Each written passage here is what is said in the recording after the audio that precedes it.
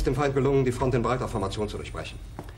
Im Süden hat der Gegner Zossen genommen und stößt auf Stahnsdorf vor.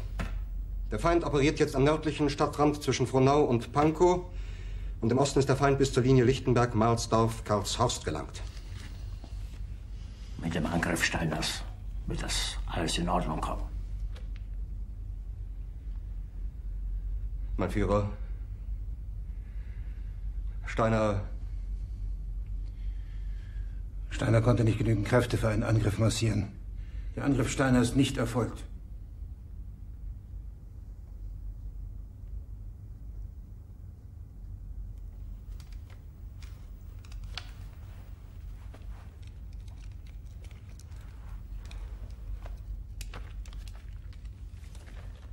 Es bleiben im Raum Keitel, Jodl, Krebs und Burgdorf.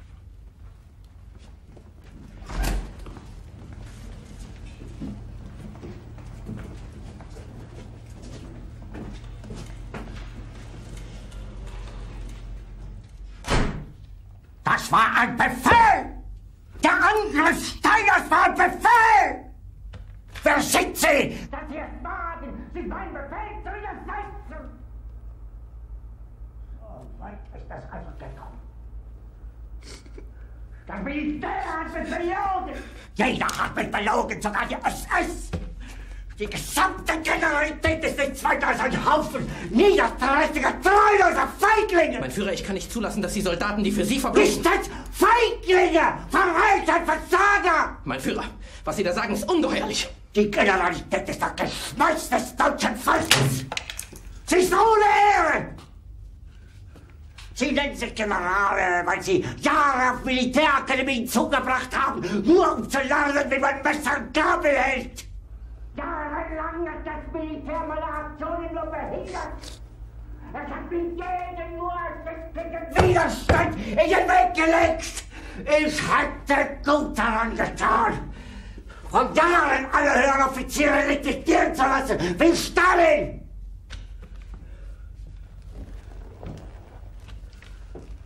Ich war nie auf einer Akademie.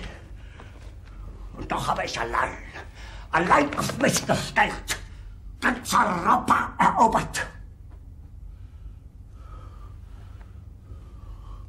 Verräter! Von allem Anfang an bin ich so verraten und betrogen worden. Es wurde ein ungeheurer Verrat geübt am deutschen Volke. Aber alle diese Verräter werden bezahlen. Mit ihrem eigenen Blut werden sie bezahlen. Sie werden es saufen in ihrem eigenen Blut. Bitte gerne. Jetzt beruhig dich doch.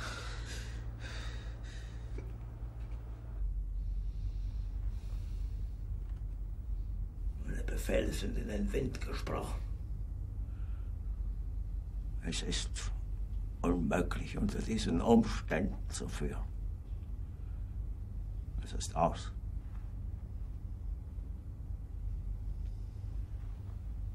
Der Krieg ist verloren.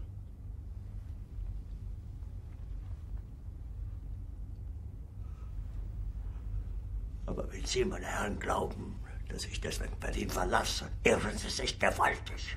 Eher jage ich mir eine Kugel durch den Kopf.